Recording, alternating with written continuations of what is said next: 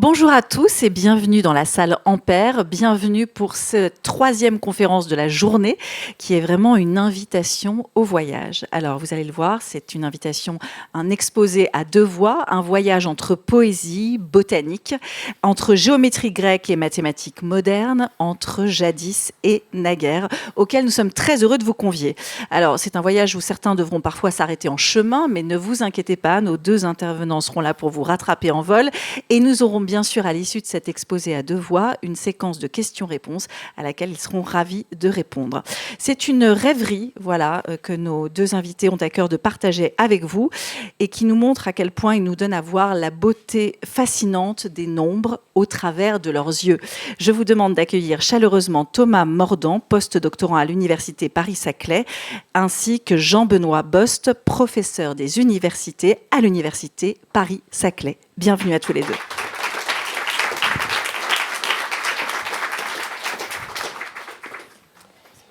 Merci beaucoup. Merci pour l'introduction et merci pour l'invitation à parler au Paris-Saclay Summit. Donc, avec Thomas, bien sûr, nous sommes un peu intimidés de parler devant un public qui, pour nous, sort vraiment de l'ordinaire. Et nous avons essayé de présenter les mathématiques telles que nous, en tant que mathématiciens professionnels, les voyons, vues de l'intérieur. Et on va essayer de faire ça en commençant, une première partie de l'exposé va constituer en une sorte de promenade mathématique qui est destinée à offrir un aperçu de notre sujet professionnel, la géométrie algébrique. Mais nous sommes efforcés de faire un exposé vraiment accessible très très largement.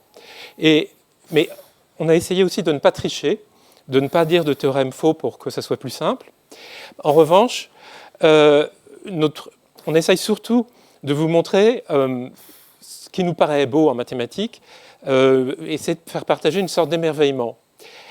Alors, je redis encore, cet exposé est censé être tout public, mais un peu comme une sorte de promenade.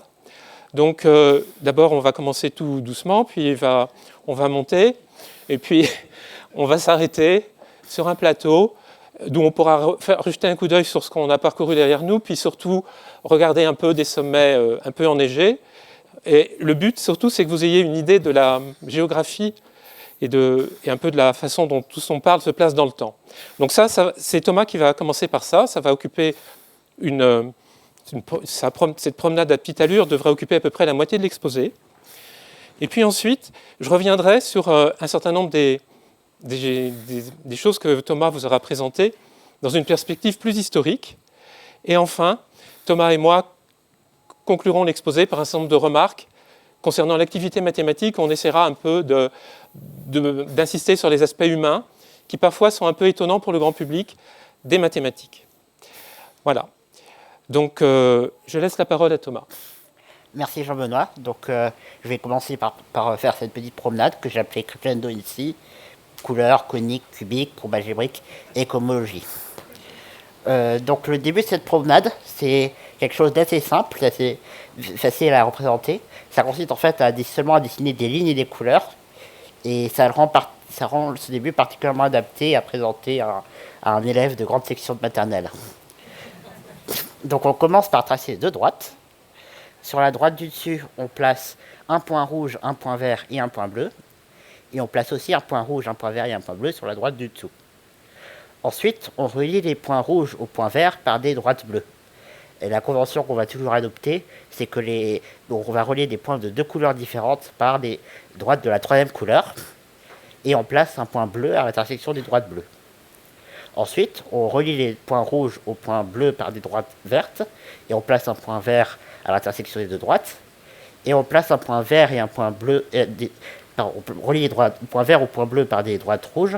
Et on place un point rouge à l'intersection. Et alors, les nouveaux points rouges, verts et bleus sont alignés. Donc ce résultat admet des variantes, comme celle-ci, où on remplace les deux droites par un cercle.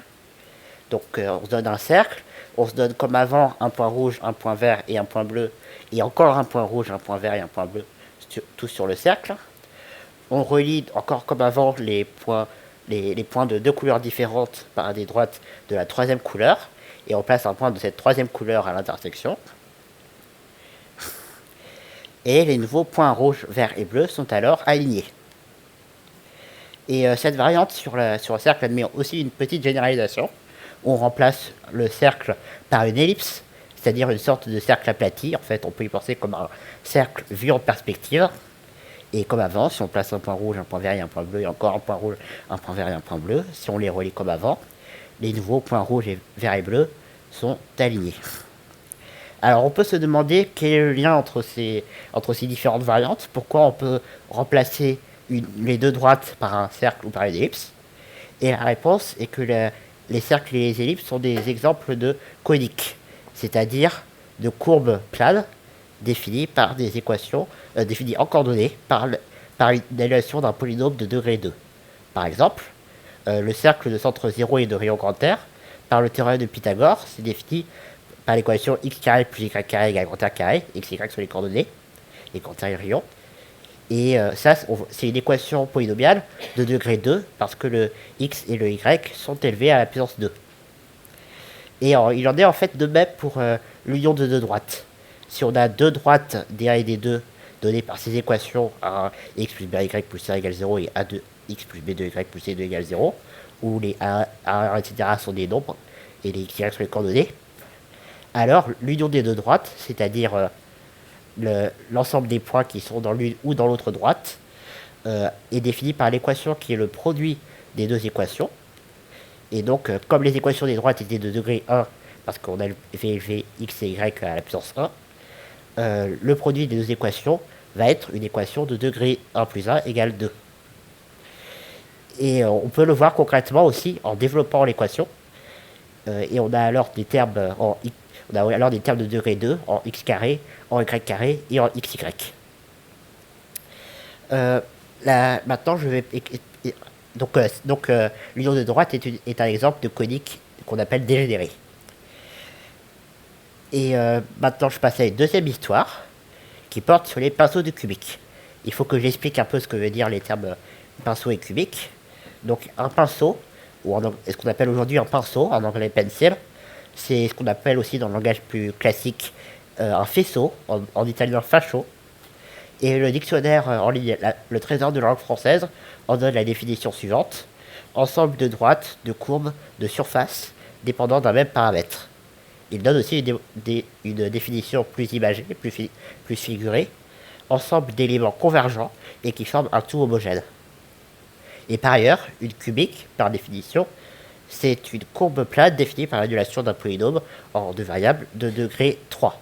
C'est donc l'analogue d'une conique, mais en degré 3 plutôt que 2.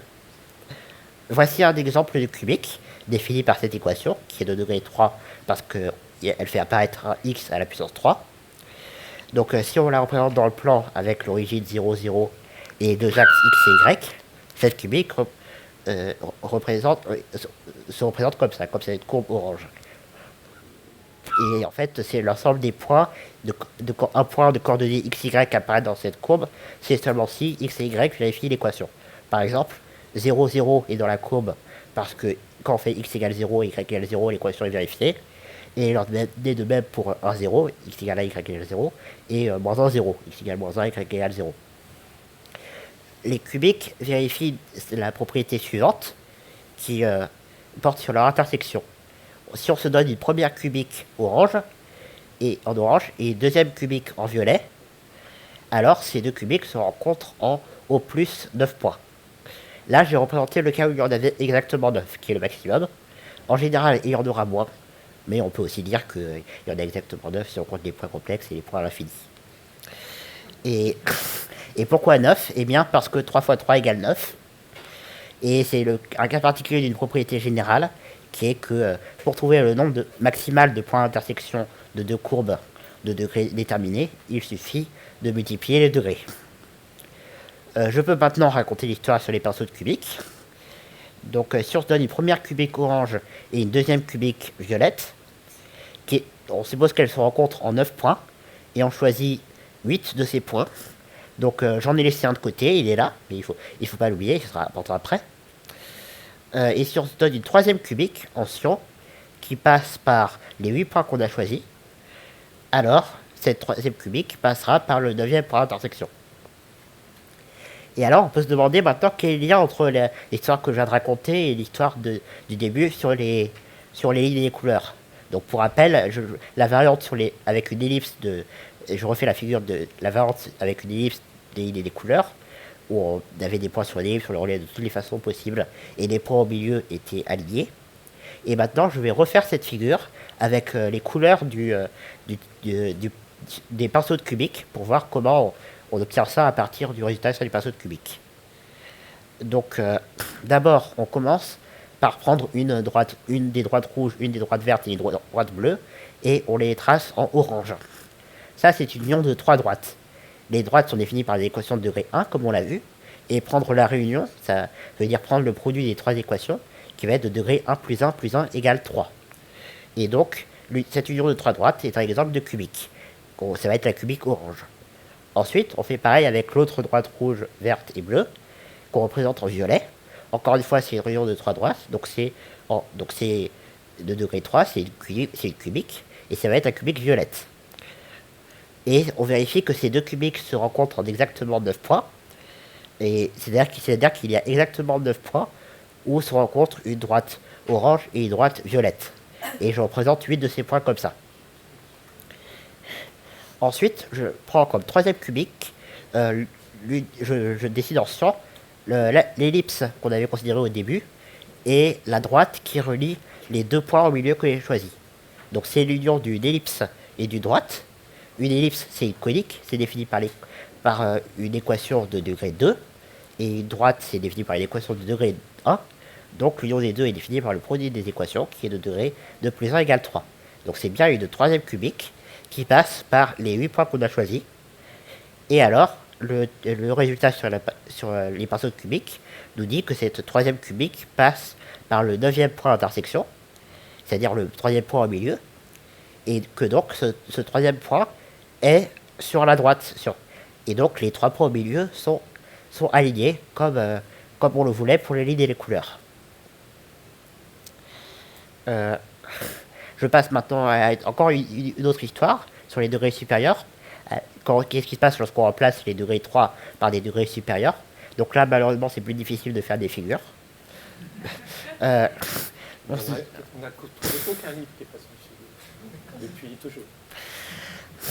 On se donne une première courbe C1 orange de degré D1, c'est-à-dire une courbe définie par l'annulation d'un polynôme de degré D1, et une deuxième courbe violette de degré D2.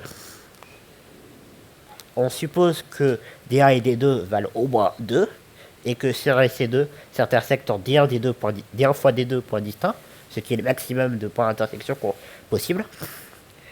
Alors, si une troisième courbe Sian de degré D1 plus D2 moins 3 passe par tous sauf un des points d'intersection des courbes orange et violette, alors elle passe aussi par le dernier.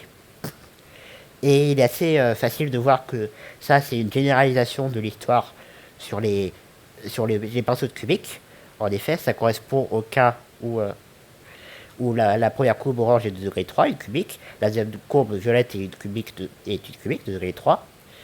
Et donc si elles se rencontrent en 9 points distincts, et si une courbe Sian de degré 3, c'est-à-dire une cubique, passe par tous sauf un des points d'intersection, elle passe aussi par le dernier.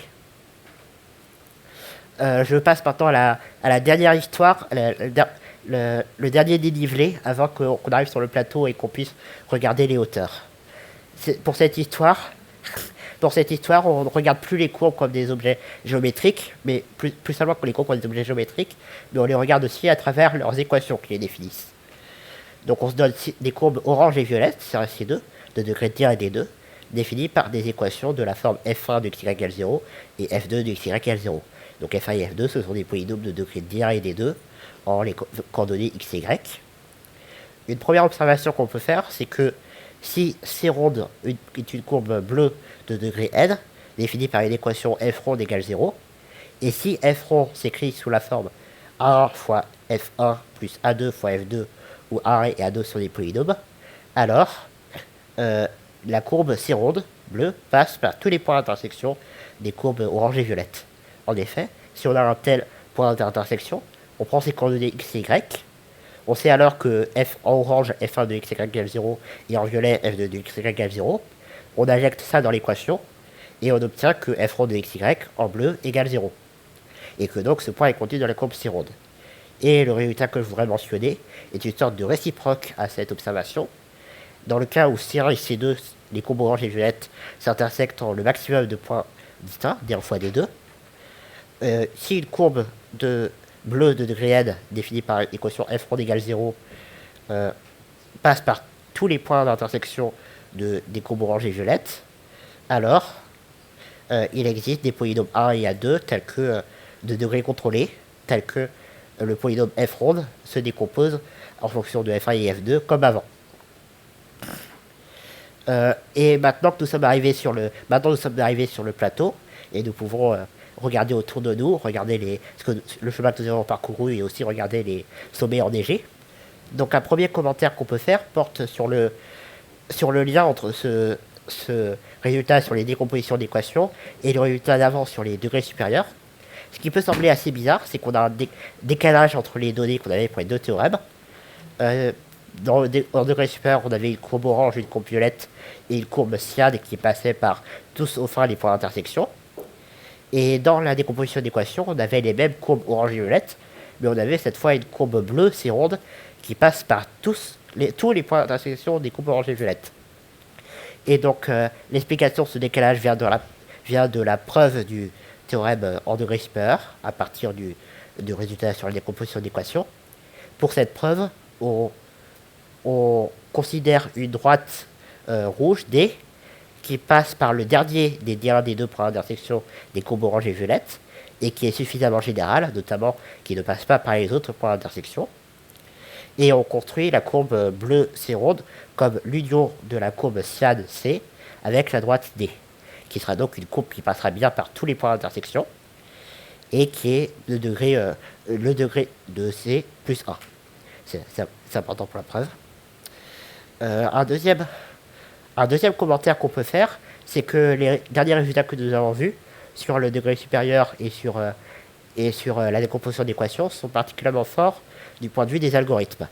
En fait, on sait aujourd'hui qu'il existe une procédure de décision algorithmique pour la validité des énoncés de géométrie qui font intervenir des courbes algébriques de degrés déterminés, et leur point d'intersection et ainsi de suite.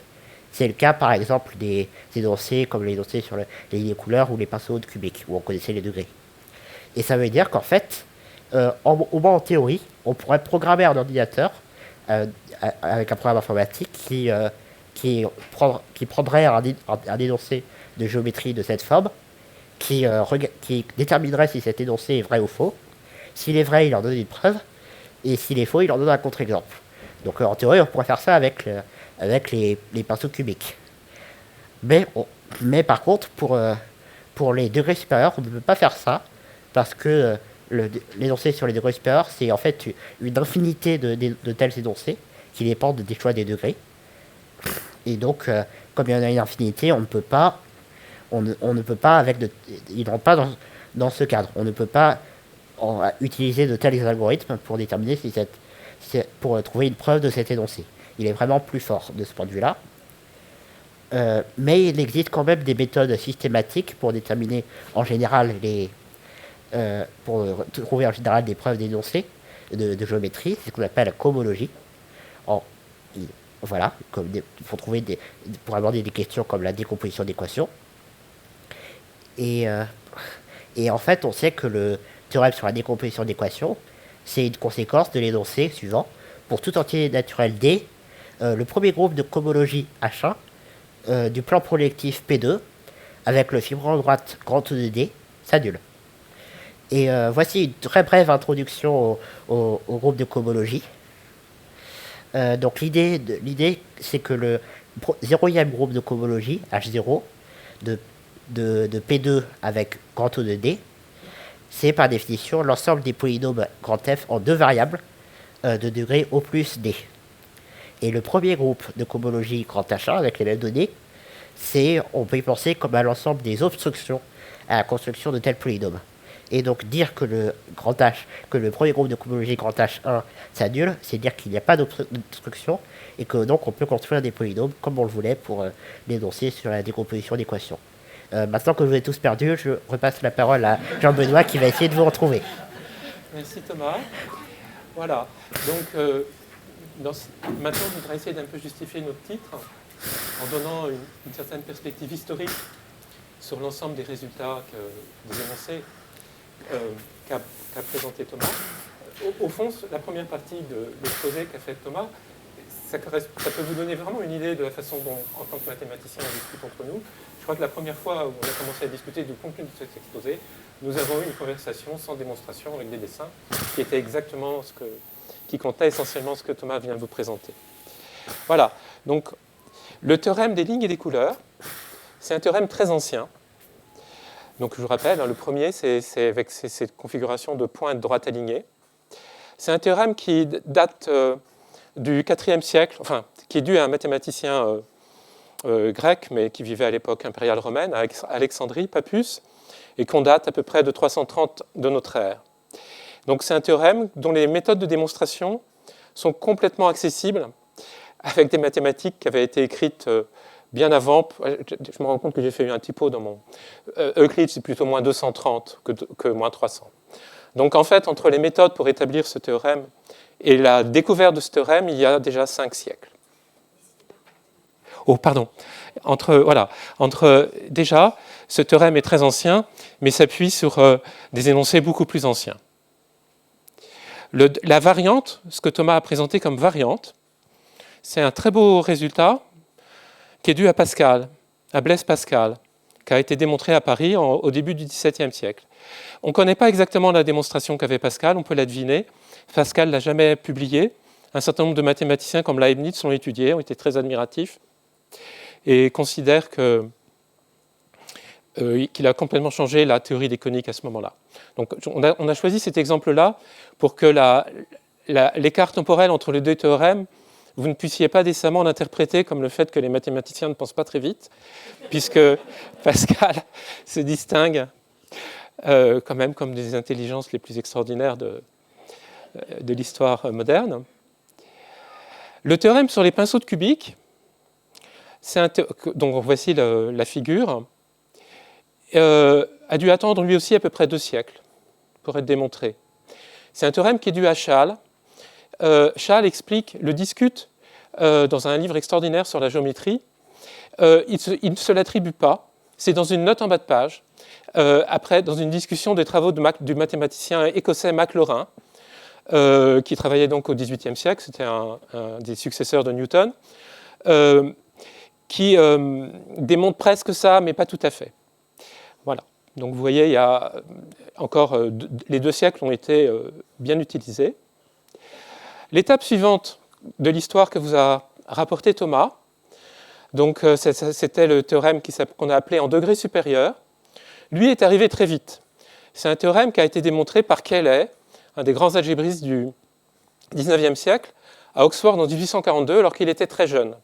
Et Cayley cite explicitement Schall. Il dit que c'est sa source d'inspiration. Donc là, vous pouvez avoir l'impression que les mathématiciens se sont mis au travail et réfléchissent plus vite. Toutefois, ce n'est pas tout à fait vrai, parce que Cayley donne une version beaucoup plus générale de son théorème, qu'on n'a pas énoncé, qui tout simplement est fausse dans la généralité où il l'a fait. Le théorème sur la décomposition d'équations, donc je le réécris, ça dit que quand une courbe passe par l'intersection de 2 courbes, son équation s'exprime simplement en termes de l'équation des 2 courbes données. Ça, c'est un théorème qu'on attribue aujourd'hui, qu'on appelle le théorème de Noether. Noether était un grand mathématicien allemand de la grande école allemande d'algèbre et de géométrie du XIXe siècle, qui a démontré ça donc à Göttingen, Heidelberg, autour de 1870. En fait, aujourd'hui, ce théorème s'appelle AF plus BG. à cause de la forme de l'énoncé. Et on dit toujours Max Noether pour distinguer Max Noether de sa fille Émile Noether, qui est une des très grandes algébristes du XXe siècle. Voilà. Donc, le point de toute cette histoire, donc, c'était de pouvoir établir le théorème de Cayley dans une forme correcte. Et le théorème de Max Noether a été, au fond, la première fois que ce théorème a été établi de façon correcte. C'est dû à un élève de Max Noether, qui s'est encore pris une dizaine d'années, Bar Harrar, qui était professeur après à Erlangen. Et fondamentalement, le point des contributions de Noether et Bar Harrar... Oui, souvent on dit Cayley Bar Harrar, oui, tu as raison. Oui, oui. Même si le théorème de Cayley, bon, là on a un peu triché, Cayley Bar Harrar c'est un peu plus général et c'est plus compliqué. Voilà. Bon. Voilà. Le point de Noether et Bar Harrar, c'était de développer la géométrie algébrique avec des standards de rigueur élevés, en s'appuyant donc sur des raisonnements algébriques, plutôt que sur des principes géométriques qui parfois sont extrêmement élégants et suggestifs, mais qui à un certain moment conduisent à des contradictions, parce que les limites de validité de ces principes généraux n'étaient pas claires. Voilà. Donc c'est très intéressant de voir la façon dont des gens comme Cayley et Bar Harrar rédigent leurs travaux. Ils expliquent qu'il faut démontrer des énoncés valables sans cas exceptionnel. Aujourd'hui, on dirait tout simplement que c'est faux. Il s'agit de combler les lacunes des démonstrations. Et par exemple, Bar Harrar explique que le but, c'est de pouvoir énoncer le théorème de Cayley sans arrière-pensée. Donc c'est très frappant de voir le mélange sur le fond, c'est très agressif, ils disent que c'est tout faux, et dans la forme, c'est extrêmement respectueux de leurs prédécesseurs. Voilà. Donc le dernier point qu'a abordé Thomas, le sommet enneigé qu'il vous a montré, correspond encore à un déplacement dans le temps de presque un siècle. C'est une histoire très très fascinante, assez technique, dont les premiers protagonistes sont Cartan et Serre à Paris, en 1952. Et leurs découvertes ont été immédiatement reprises par un mathématicien japonais, Kodaira, américain, Spencer, suisse, Borel, Hirzebruch, qui était allemand, qui étaient tous très jeunes encore, et qui étaient ensemble à Princeton, à l'Institut de Princeton exactement à ce moment-là. Et plus tard, ces méthodes ont été développées par Grothendieck, qui donc travaillait à Bure-sur-Yvette. Donc j'ai mis Bure-sur-Yvette en rouge, parce que c'est dans Paris-Saclay, à partir des années 56, et qui a déclenché une révolution dans la géométrie algébrique qui est loin d'être terminée aujourd'hui. Donc, Thomas vous a dit quelques mots sur la cohomologie, mais Thomas, quand j'ai préparé cette planche, m'a fait remarquer que ça ressemblait aux remarques de Pascal sur les clés qui ouvraient les portes parce qu'elles avaient une vertu opérative. C'était un peu trivial. Apéritif, excuse-moi. C'était un peu trivial de dire qu'on montre l'existence de polynômes comme on veut en montrant que l'obstruction à les construire est nulle. Alors j'essaye de dire un peu plus, même si c'est très vague. Dans tout ce formalisme, c'est un formalisme extrêmement général qui s'applique à des espaces de toutes sortes, dont les courbes algébriques ou l'espace projectif sont des exemples, et à des objets qui peuvent généraliser extrêmement les polynômes, qu'on appelle des faisceaux.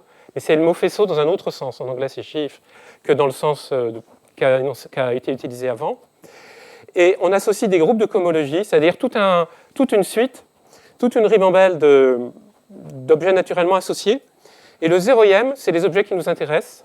Les groupes de cohomologie d'analyse supérieure sont des objets, pour mathématiciens, un peu assez techniques, qui décrivent des obstructions à fabriquer les objets qui nous intéressent.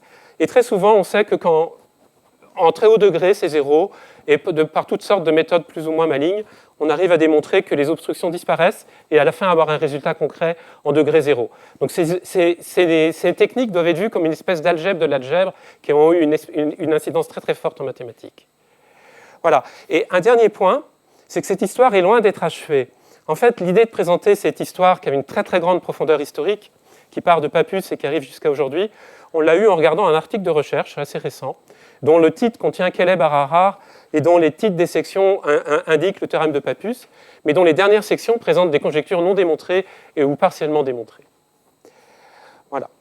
Donc, je voudrais, dans une dernière partie de notre exposé, on voudrait formuler un certain nombre de remarques qui s'appuient sur ce qu'on a présenté auparavant, le contenu à proprement parler mathématique qu'a présenté Thomas, et puis les perspectives historiques que j'ai essayé d'introduire dans les minutes qui précèdent. Donc, la première chose qui, on espère, ressort de cette suite de théorèmes, de ces histoires, c'est qu'en mathématiques, bien sûr c'est évident, mais c'est quand même très très frappant sur ces exemples, la plus grande généralité correspond à une plus grande simplicité. Il y a beaucoup de sciences, par exemple la science historique, où on peut difficilement prétendre que comprendre en plus en profondeur est plus simple. En mathématiques, c'est le cas, et c'est certainement lié... Oui, c'est ça, oui, j'aurais dû dire ça plus... Le théorème en degré quelconque est formellement plus simple. Peut-être qu'on voit d'où viennent pourquoi c'est 3, 3 et 3. Et surtout, l'énoncé final sur H1 égale 0 est d'une concision parfaitement indépassable. Voilà. Donc, tout ça est lié sur le plan psychologique et humain à une asymétrie très grande, sans doute, entre le fait de découvrir ou d'inventer de nouvelles mathématiques et de comprendre des mathématiques déjà connues. Cette asymétrie est très liée au fait que la force de l'évidence, qui est un point qui intervient toujours en mathématiques, est quelque chose de très ambivalent. D'un côté, c'est très lié au plaisir intellectuel ou au plaisir de la découverte, qu'on espère, même quand il s'agit de mathématiques connues, faire ressentir à nos élèves quand nous enseignons des mathématiques. Mais d'un autre côté, les mathématiques déjà connues, donc qu'il s'agit de suivre ligne à ligne ou de comprendre de l'extérieur, peuvent être extrêmement ennuyeuses ou désagréables. Et donc là, si c'est votre cas, vous n'êtes pas seul. Montesquieu, qu'il est difficile aussi de ne pas admirer, sur le plan intellectuel, n'aimait pas du tout les mathématiciens, certainement, et peut-être les mathématiques. Et il a une phrase pour expliquer que le caractère irréfutable des raisonnements mathématiques le gêne, l'embarrasse intellectuellement. Voilà. Donc, tout ça, mais bien connu, et c'est lié à un phénomène psychologique fondamental qui, lui, est vraiment, je pense, très, très propre aux mathématiques. C'est qu'une fois qu'on a compris quelque chose en mathématiques, c'est très, très difficile de revenir à l'état d'incompréhension antérieure. Donc, c'est le cas, par exemple, quand on a des concepts simplificateurs qui permettent de comprendre beaucoup plus vite ou beaucoup plus nettement des choses qui avant étaient pas si claires que ça. Et en ce sens, vous avez tous l'expérience de choses comme celle-là. En ce sens, nous sommes tous, à cause de la civilisation dans laquelle nous vivons, des mathématiciens. Au moins, nous avons un usage très fort des mathématiques. Alors, un exemple très très simple, qui correspond à nos toutes premières figures, qui remonte à la géométrie grecque, c'est de penser comme les droites, comme illimitées. Dans le monde réel, les droites ne sont pas illimitées. Quand vous dessinez, quand vous fabriquez une règle, ce n'est pas illimité. Mais bien sûr, si vous voulez que deux droites non parallèles aient toujours un point d'intersection, il faut qu'elles soient illimitées. Et donc aujourd'hui, quand on dessine une droite, notre cerveau, quasiment inconsciemment, la complète en des droites illimitées. Mais évidemment, c'est des choses qui n'ont rien d'évident et qui sont un acquis extrêmement profond de la géométrie grecque, depuis Euclide au moins. Un autre exemple, peut-être encore plus familier et peut-être on a moins conscience encore de ce phénomène, c'est celui ce que c'est que les nombres qu'on appelle réels, les nombres, qui sont donnés par des développements décimaux illimités. Vous avez un nombre, je ne sais pas le nombre de l'air, c'est 2, puis vous écrivez un 7 après la virgule, et puis 1, et puis vous pouvez continuer, et puis on continue. Et puis là, évidemment, je dois arrêter, mais vous concevez intellectuellement que vous pouvez continuer. Et au fond, le fait qu'on puisse avoir des nombres qui s'écrivent comme ça avec des développements décimaux illimités, la preuve que ça n'a rien d'évident, c'est que pouvoir y penser résout quasiment de soi-même un certain nombre de paradoxes classiques, les paradoxes des Éléates, sur Achille et la tortue, qui correspondent simplement au fait qu'une somme infinie de nombres positifs peut être finie. La somme infinie des nombres que vous obtenez en rajoutant à chaque fois une décimale est finie. Donc ça, c'est un exemple aussi, bien sûr, dont tout le monde est très conscient.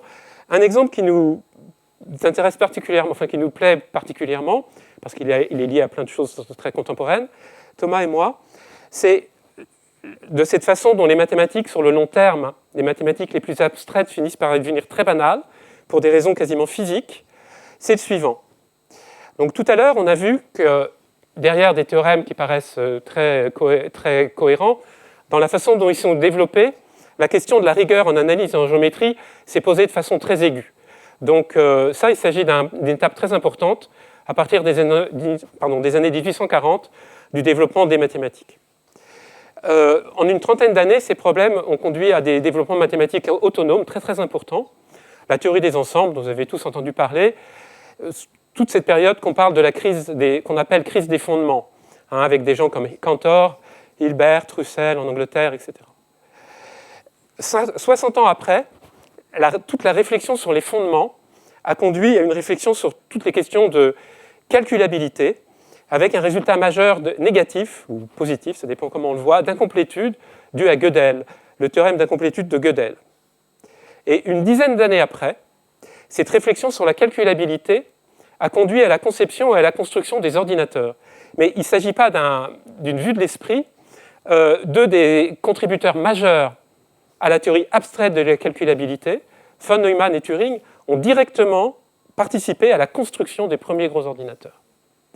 Et en fait, aujourd'hui, le théorème d'incomplétude de Gödel, qui a été considéré à juste titre comme un progrès extraordinaire de la logique, le progrès le plus important depuis Aristote, disait Russell, dans sa version informatique, en termes d'absence de débugger universel, et je pense, vu comme une sorte d'évidence pour les millions de gens qui savent programmer et qui écrivent du code aujourd'hui. Voilà. Donc, je laisse Thomas pour conclure par d'autres remarques dans la lignée de celle-ci. Je vais repasser sur un autre, je vais expliquer un autre point qui a peut-être apparu qui était visible lors de la série de résultats que j'ai montré au début. C'est le fait que même les sujets mathématiques les plus monolithiques, les plus dense blocs, en fait, sont des créations hybrides. Ils proviennent, au sens où ils proviennent de convergence de différents points de vue. Par exemple, ce qu'on appelle la géométrie analytique, c'est-à-dire l'idée qui apparaît pour la première fois chez Descartes ou Fermat au début du XVIIe siècle, l'idée que les objets géométriques peuvent être décrits en termes d'équations. Ça représente une combinaison de la géométrie, du point de vue géométrique qui remonte à l'Antiquité grecque, et de calcul algébrique qui, eux, proviennent plutôt d'Arabie, de Perse, voire d'Inde. Donc des points de vue géographiquement assez différents. Et en fait, une chose qui est intéressante qu'on peut signaler, c'est que Descartes et Fermat, quand ils expliquent cette combinaison, en fait, ils pensent qu'ils sont en train d'écrire des choses que les Grecs anciens connaissaient déjà. Et ça explique peut-être qu'il n'y ait pas eu de querelle de priorité qui a trouvé résultat la première fois à cette époque, alors qu'il y avait beaucoup de telles querelles au XVIIe siècle en mathématiques. Et en fait, même aujourd'hui, c'est très difficile de savoir si les Grecs anciens connaissaient ou pas ce point de vue avec les équations, ce qui est une bonne illustration du fait que Jean-Benoît avait signalé qu'une fois qu'on a compris quelque chose en mathématiques, il est très difficile de se passer à la place de quelqu'un qui n'aurait pas compris. Et ensuite, un demi-siècle plus tard, le calcul différentiel et intégral de Newton et Leibniz représente la combinaison de la géométrie analytique et d'un aspect dynamique où les objets ne sont plus statiques mais peuvent bouger, qui est motivé bien sûr par la physique et l'astronomie. Donc on a des sortes de croisements entre différents points de vue. Donc ça incite à une comparaison entre mathématiques et botanique qui est chère à un certain nombre de mathématiciens. Par exemple, quand on parle des théorèmes en mathématiques, on peut, selon une comparaison assez usitée, en parler comme la partie émergée d'une sorte d'iceberg mathématique.